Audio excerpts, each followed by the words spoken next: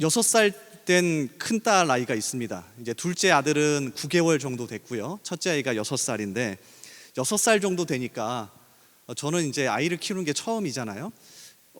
글씨를 읽고 쓰기 시작하더라고요. 그래서 저는 제 아이가 천재인 줄 알았는데 다들 그때쯤 되면 그렇게 한대요. 그래서 요새 한참 글을 이렇게 읽기 시작하니까 이 아이가 집에 와서 아빠에게 자기가 글을 읽는다고 책도 읽어주고 또 배워온 거를 이렇게 읽어주기 시작합니다. 아마 얼마 전이었을 거예요. 몇 주 전이었을 겁니다. 우리 아이가 지금도 어와나를 하고 있는데 어와나에서 10계명을 배웠답니다. 그래서 이 숫자 카드 1, 2, 3, 4, 5, 6, 7, 8, 90을 가져와서 그걸 읽어주는 거예요. 1, 2, 3 이렇게 4계명까지는 참 잘 읽다가 좀 어리숙하잖아요. 이 5번째 계명이 정말 중요한데 자 이렇게 읽어주는 겁니다. 내 부모를 공격하라. 내 부모를 공경하라잖아요. 근데 아직 어리숙하니까 잘 못 읽으니까 공격하라 이렇게 읽는 거예요. 너무 웃겼습니다. 그래 미나야 너는 말씀대로 살고 있다. 매일같이 부모를 공격하며 살고 있어. 그러니까 이제 이 뜻을 알았는지 무척이나 조금 멋쩍어 했습니다. 그러니까 이 큰딸 아이와 요새 같이 대화를 나누고 노는 게 너무 재미있어요. 올 한 해 들어서 제가 이 큰딸 아이에게 장난감을 참 많이 사줬는데요. 그 중에서 가장 기억에 남는 건 이렇게 단서를 풀어서 문을 여는 겁니다. 방탈출 게임이라고 아십니까? 그래서 하나씩 단서를 찾아가면서 열쇠로 문을 열어서 제일 그 안쪽에 있는 비밀을 찾는 거예요. 우리 아이가 얼마나 좋아하던지 설명서도 읽어보고 같이 고민하면서 문을 하나씩 열어갔습니다. 드디어 마지막 문을 열고 비밀을 발견하니 그 안에 뭐가 들어있는 줄 아십니까? 조그만한 악어 인형 한 마리가 들어있다고요. 그래서 저는 좀 시시했어요. 아니 이렇게 어렵게 문을 열었는데 악어 인형 한 마리가 들어있으니까. 근데 아이는 무척이나 좋아했습니다. 악어가 너무 귀엽다고, 내가 열심히 연구하고 문을 열어서 이 비밀을 발견했다고 너무 좋아하는 겁니다. 그리고 이 장난감을 사주는 아빠 입장에서도 무척이나 뿌듯했습니다. 그리고 속으로 생각했습니다. 몇 년은 가지고 놀겠구나. 앞으로 이거 가지고 엄청나게 오래 놀겠구나. 그런데 웃으시는 분은 알겠지만 몇 달이 지난 이 시점에서 이 장난감은 어디에 있는지도 모르겠습니다. 방구석에 처박혀서요 거들떠도 안 봅니다. 이유가 뭔지 아십니까? 그 비밀을 발견할 그 당시에는 잠깐 기쁨을 주었을지 몰라도요 시간이 지나니까 시시해진 겁니다. 그 장난감의 비밀을 발견한 게 아이에게 잠깐의 기쁨을 줄지는 몰랐지만 평생을 기뻐할 수 있는 그건 주지 못했던 거죠. 오늘 말씀을 읽어보니까 또한 비슷하더라고요. 사도 바울은 우리에게 평생을 기뻐할 수 있는 비밀 하나를 발견해서 우리에게 가르쳐주고 있습니다. 1900년대 중반에 휘튼 대학에서 학생들을 가르쳤던 레이몬드 어드먼이라고 하는 사람이 있습니다. 이분이 학생들을 가르치다가 하루는 심심했던지 성경적으로 또 하나님의 손에 붙들려서 살아갔던 여러 사람들을 추적해서 하나하나 책을 쓰기 시작했습니다. 자, 이것들을 모아서 증인이라고 하는 책을 쓰는데요. 여기에 누가 나오냐면 허드슨 테일러, 존 버년, 오스왈드 챔버스, 드와이트 무디, 그러니까 엄청난 사람들이 등장합니다. 그러니까 모르겠다는 표정이신데 대단한 사람들이에요. 그러니까 이분들의 엄청난 업적을 소개하면서 이 레이몬드 어드먼이 한마디를 합니다. 책의 제일 마지막에. 저 이 문장이 저의 마음을 사로잡았습니다. 한번 들어보십시오. 삶의 갈림길에서 그리스도를 만나 비밀을 발견한 사람은 다르다. 그들은 비밀을 발견하고 변화된 삶을 살았다. 그러면서 제 아이가 생각나는 겁니다. 그 장난감에서 조그만한 비밀을 발견했을 때 잠깐 기뻤을진 몰라도 삶을 뒤바꾸지는 못하죠. 그런데 이 레이먼드 어드먼이 뭐라고 합니까? 삶의 갈림길에서 그리스도를 만나 비밀을 발견한 사람은 다르다. 그들은 비밀을 발견하고 변화된 삶을 살았다. 그래서 사도 바울이 감옥에 갇혀 있으면서 에베소 교회 성도들에게 이 비밀을 가르쳐주고 싶었던 겁니다. 나는 감옥 안에 있지만 이 비밀을 발견하고 여전히 기뻐할 수 있다. 여전히 능력 있게 살 수 있다.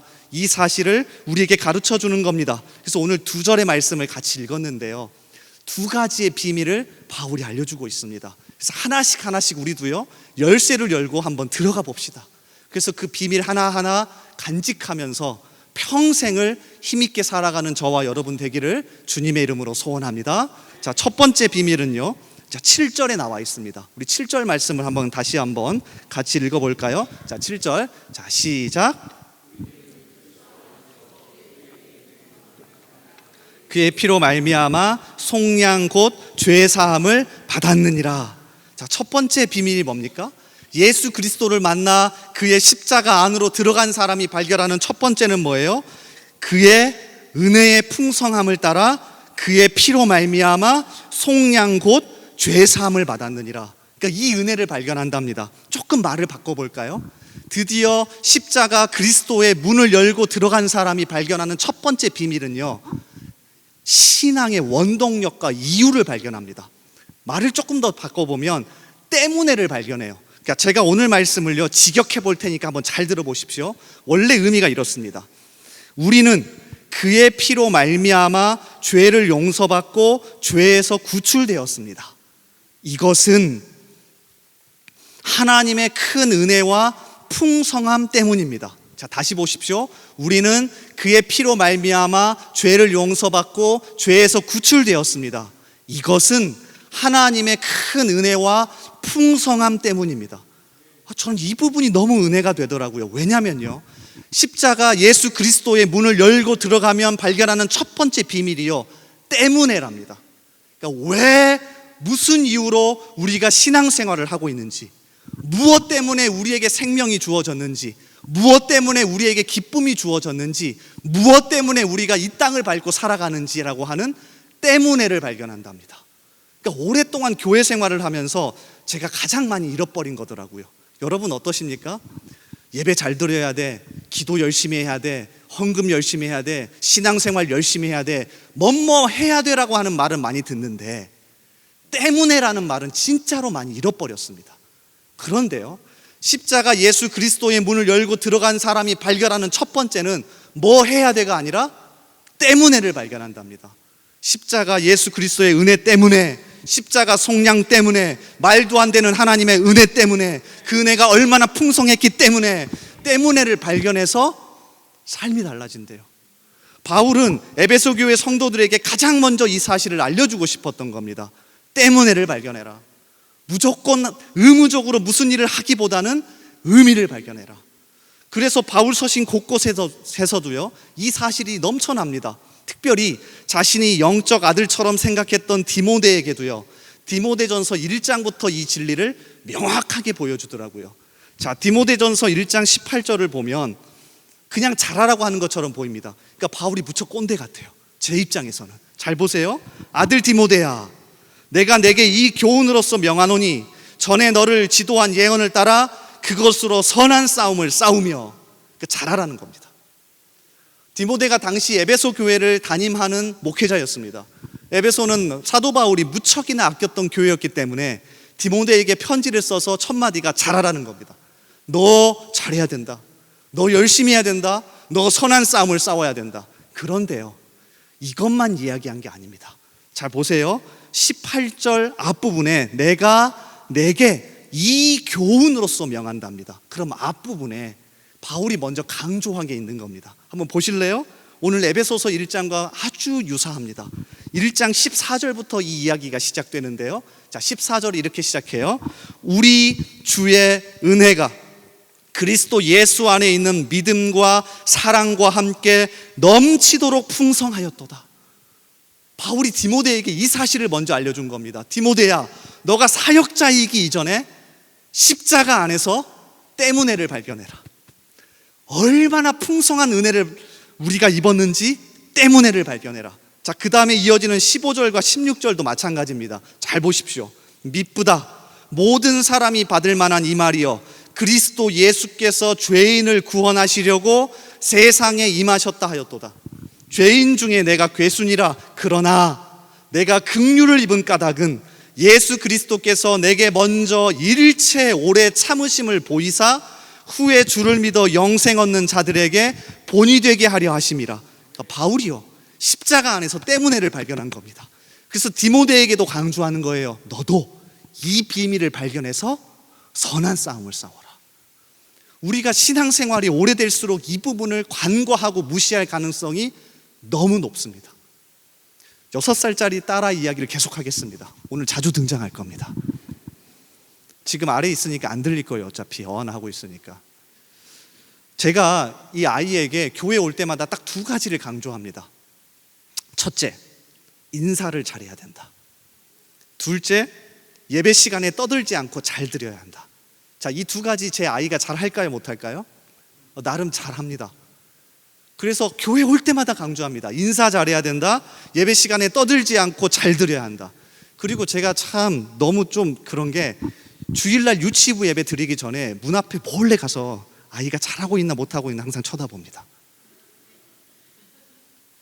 우리 아이가 찬양대에 들어갔습니다. 글로리아 찬양대라고, 우리 뭐 할렐루야, 베델, 뭐 시온 찬양대 하는 것처럼. 그래서 한 30-40분 전에 교회 일찍 와서 찬양을 연습하고 예배 시간에 찬양을 하는 거예요.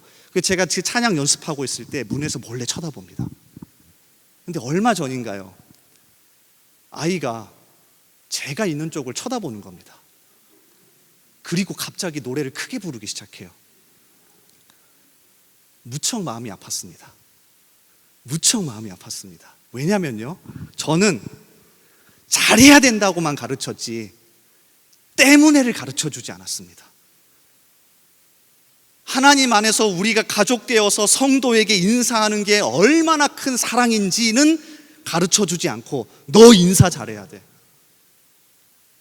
하나님 안에서 그 풍성한 은혜를 받아서 찬양하고 기도하고 예배하는 게 얼마나 영광스러운지는 그 때문에는 가르쳐주지 않고 뭐라고만 가르친 거예요? 조용히 해야 돼. 떠들면 안 돼. 예배 잘 드려야 돼. 무척 마음이 아프더라고요. 저 그래서 정말 회개 많이 했습니다.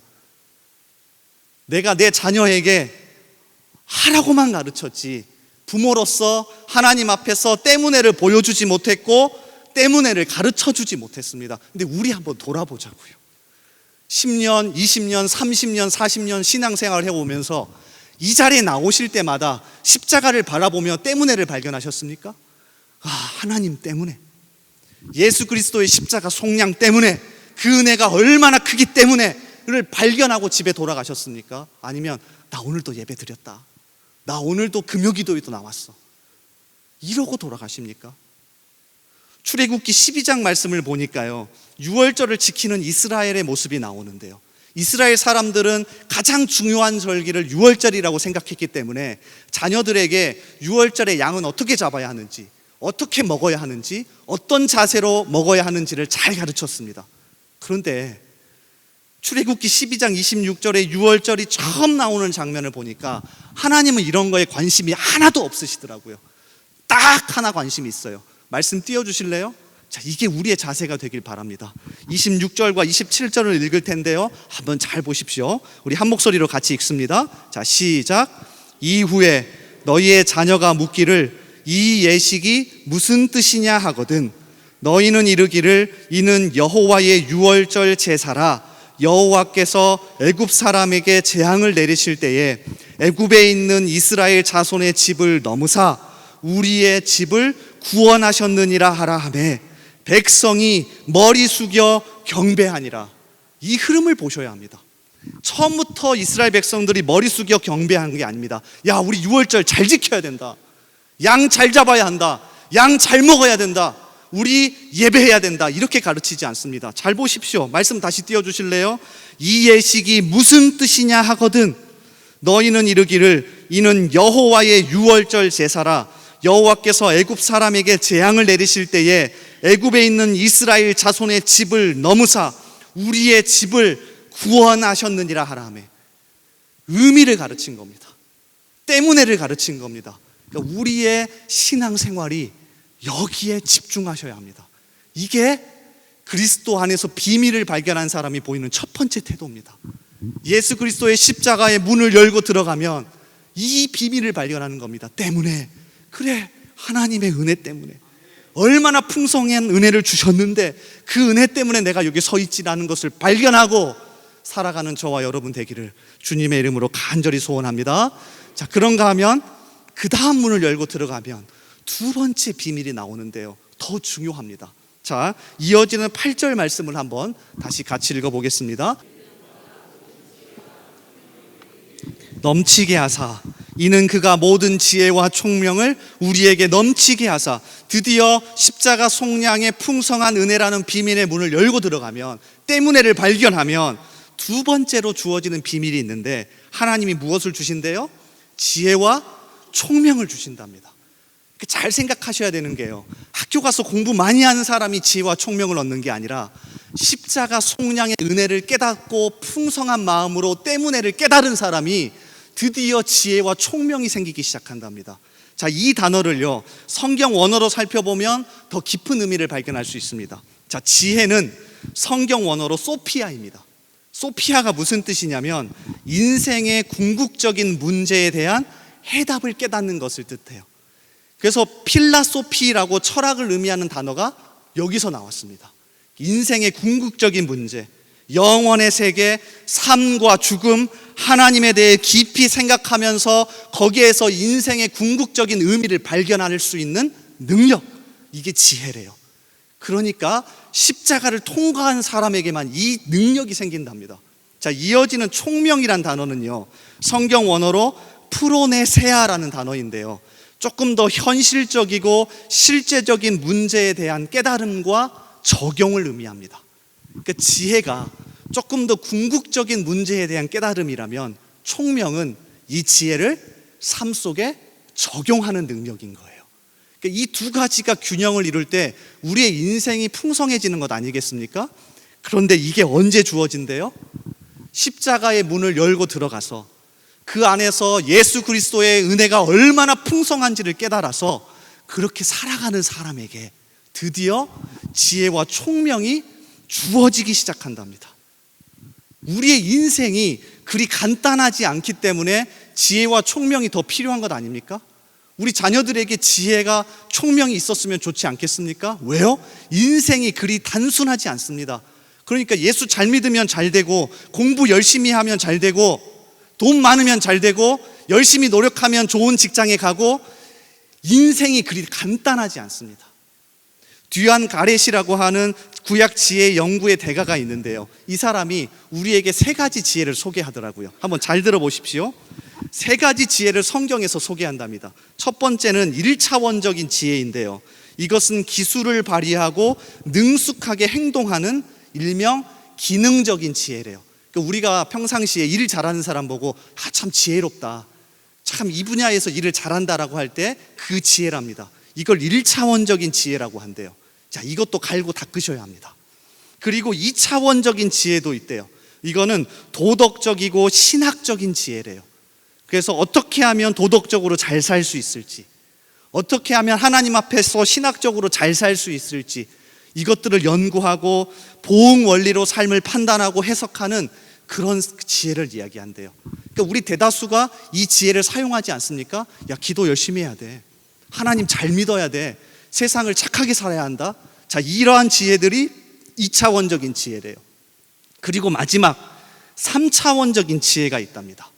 이거는요, 생명과 죽음의 문제, 악과 고난의 문제, 하나님이 우리를 포함한 이 세상을 통치하는 섭리와 연결된 지혜를 뜻한대요. 그리고 이 듀안 가렛 교수가 뭐라고 얘기하냐면요, 십자가를 통과한 사람만이 3차원적 지혜를 갖게 된대요. 근데 대다수의 많은 성도들이 2차원적인 지혜 안에서만 살아갑니다. 신학적으로 판단합니다. 야, 기도 많이 해야 돼. 요새 내가 참 잘 일이 안 되는 것 같은데 너 뭔가 죄를 지어서 그래. 하나님 앞에서 똑바로 살아야 돼. 그런데 우리의 인생이 생각보다 그렇게 쉽지가 않습니다. 잘 심었기 때문에 잘 되었고, 잘못 심었기 때문에 잘못되었다고 말하죠. 기도의 분량이 아직 차지 않아서 들어주시지 않는다고 말하고요, 우리가 죄를 지었기에 병들었고 일이 잘 풀리지 않는다고 말합니다. 자, 틀린 거는 아닌데요, 우리의 인생이 그리 간단하지 않습니다. 분명히 잘 심었는데도 일이 잘 안 될 수도 있습니다. 분명히 믿음이 좋은데도 일이 잘 안 풀릴 수도 있습니다. 정말 열심히 공부하고 준비했는데도 시험에 떨어질 수도 있고요, 매일같이 기도하는데도 예상치 못하게 사고를 당할 수도 있습니다. 욥과 같이 성실하고 정의롭게 살았는데도 말도 안 되는 시련을 당하기도 해요. 자, 그리고 반대로요, 분명히 저 사람은 악하게 살았는데 잘 되기도 합니다. 그러니까 우리 인생이 그리 간단하지가 않아요. 그래서 듀안 가렉 교수가 계속해서 얘기합니다. 우리는 매일같이 십자가 속량의 은혜 앞에 나와서 3차원적인 지혜를 간구해야 합니다. 단순하게 잘 살면 잘 되고, 기도 많이 하면 잘 되고, 하나님 앞에 은혜를 구하면 잘 되고가 아니라, 말도 안 되고 설명되지 않는 우리의 인생 앞에서 십자가 속량의 은혜를 주신 하나님이라면 이걸 선하게 이끌어 가실 거라는 그 지혜. 비록 의도치 않게 사고를 당했어도, 아니 매일같이 나와서 기도했는데도 일이 잘 풀리지 않아도 그래도 선하신 하나님께서 나를 이끌어 가실 거라는 그 믿음, 그 지혜가 필요하대요. 근데 어디를 통과해야만 주어진답니까? 십자가 속량의 은혜를 통과해서 매일같이 풍성하게 그 은혜를 받은 사람만이 이 지혜를 얻을 수 있대요. 그러니까 간구하셔야 되지 않겠습니까? 우리는 욥기 성경을 보더라도 이를 명확하게 알 수 있습니다. 욥기는요, 1장 1절을 이렇게 시작합니다. 그러니까 전제 조건이 있어요. 잘 보세요. 우스 땅에 욥이라 불리는 사람이 있었는데 그 사람은 온전하고 정직하여 하나님을 경외하며 악에서 떠난 자더라. 자, 그럼 우리가 알고 있는 지혜로는 이 사람이 잘 돼야 합니까? 못 돼야 됩니까? 잘 돼야 합니다. 그러니까 욥기 1장 1절은요, 우리에게 2차원적인 지혜를 전제하고 시작합니다. 이 사람은 보응 원리에 따라서 잘 돼야 합니다.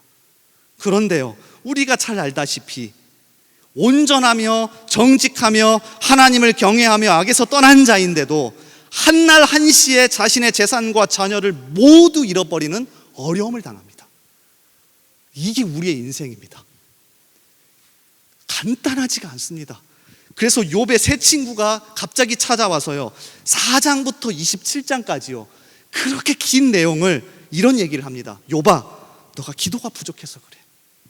너가 뭔가 하나님 앞에 잘못한 게 있어서 그래. 믿음이 부족해서 그래. 야, 걱정하지 마. 결국 잘 될 거야. 같이 기도하자.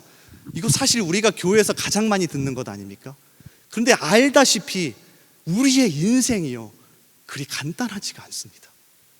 분명히 그래, 기도하면 잘 될 거야, 같이 기도하자, 하나님이 채우실 거야 라고 얘기했지만 대번에 되지 않는 게 우리의 인생입니다. 그래서 욥이요, 4장부터 27장까지 얼마나 힘든지 몰라요. 그러다가 28장에 가서 욥이 이렇게 노래합니다. 욥기는 28장이 핵심입니다. 여러분 집에 돌아가셔서 꼭 한번 읽어보십시오. 그리고 그 지혜 앞에서 서셔야 합니다. 잘 보십시오. 욥기 28장 20절. 그런즉 지혜는 어디서 오며 명철이 머무는 곳은 어디인고? 그리고 이렇게 답변합니다. 하나님이 그 길을 아시며 있는 곳을 아시나니 이는 그가 땅끝까지 감찰하시며 온 천하를 살피시며 바람의 무게를 정하시며 물의 분량을 정하시며 비 내리는 법칙을 정하시고 비구름의 길과 우레의 법칙을 만드셨습니다. 그러면서 결론이 이겁니다. 또 사람에게 말씀하셨도다. 보라, 주를 경외함이 지혜요 악을 떠남이 명철이니라. 이게 욥기의 주제입니다. 아무리 친구들이 찾아와서 너 기도가 부족해서 그래, 너가 잘 살아왔어도 하나님이 벌 주셔서 그래, 어떤 이야기가 들려와도 원망하거나 낭망하지 않고 이 하나님 앞에 서서 태도를 견지하는 겁니다. 성경은 이걸 지혜라고 합니다. 십자가 속량의 은혜를 통과한 사람만이, 그래, 하나님이 아들까지 버리면서 우리를 살리신 분이라면 내가 현재 서 있는 이곳에서 하나님을 향해 이 태도를 견지한다면 언젠가는 가장 선한 길로 인도하실 거야. 이 태도를 잃어버리지 않는 거, 이게 지혜입니다. 그래서 우리 성도들이 이 지혜를 누리고 풍성하게 얻을 수 있기를 소원합니다. 그래서 모이실 때마다 십자가 속량의 은혜를 나누십시오. 때문에를 발견하십시오. 왜 우리에게 하나님이 은혜를 주셨는지를 발견하십시오. 그래서 지혜와 총명을 얻으셔야 합니다. 아까 설명했던 듀안 가렉 교수가 계속해서 이렇게 이야기합니다. 한번 들어보세요. 생명과 죽음의 문제, 악과 고난의 문제, 하나님의 통치하심, 역설적인 십자가 원리 앞에 서야 한다. 도저히 설명하기 어려운 우리의 인생 앞에서 좌절하거나 포기하지 않고 전능자 하나님 앞에 서야 한다. 그래야 악과 고난 앞에서 함부로 비난하거나 범죄하지 않을 수 있다. 함부로 다른 사람을 판단하거나 나의 인생을 저주받았다고 치부하지 않을 수 있다. 바울은 로마 교회 성도들에게 이 진리를 명확하게 이야기하지 않는가? 우리가 알거니와 하나님을 사랑하는 자 곧 그의 뜻대로 부르심을 입은 자들에게는 모든 것이 합력하여 선을 이루느니라. 깊도다 하나님의 지혜와 지식의 풍성함이요 그의 판단은 헤아리지 못할 것이며 그의 길은 찾지 못할 것이로다. 그러니까 우리는요 겸손하게 하나님 앞에 매일 설 수밖에 없습니다. 성경은 이런 수동적인 자세를 지혜라고 이야기합니다. 이게 놀랍지 않습니까? 더 감사한 건 오늘 8절 말씀을 다시 보십시오. 그냥 주시는 게 아니랍니다. 우리가 십자가 속량의 은혜를 통과해서 그 안에서 때문에를 발견하면 그가 모든 지혜와 총명을 우리에게 넘치게 주신답니다. 넘치게 주신답니다. 그러므로 이 은혜를 매일같이 받고 누리는 저와 여러분 되기를 주님의 이름으로 소원합니다. 자, 오늘 말씀과 연관된 참 제가 좋아하는 목사님의 글 하나가 있는데요, 이걸 읽어드리면서 오늘 말씀을 마칠까 합니다. 조금 긴데요, 집중해서 한번 들어보십시오. 교회에서 어른들이 주일학교 학생들을 볼 때 오해하는 것이 하나 있습니다. 학창시절에 열심을 내서 교회 나오고 간절히 기도해서 얻어내는 학생을 최고로 치는 일입니다. 열심히 기도하고 열심히 공부해서 무엇인가 이루어내는 학생을 최고로 생각합니다. 그런데 신앙은 결코 그런 일의 연장선에 연결되어서만 자라는 것이 아닙니다. 최고의 신앙은 이런 것에서 자라지 않습니다. 인간이 죄인이라는 사실을 뼈저리게 깨달아야 합니다. 죄인된 인간을 하나님이 어떻게 받아내셔서 십자가와 부활로 승리를 이루어내시는지 알아야 합니다. 그 은혜로 이 세상을 풍성한 마음으로 살아내야 합니다.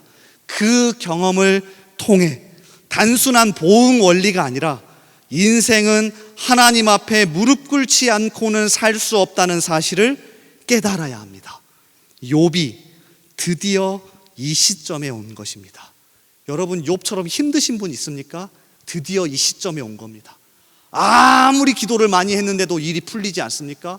정말 열심히 신앙적으로 살아왔는데 답답하십니까? 이 시점에 온 겁니다.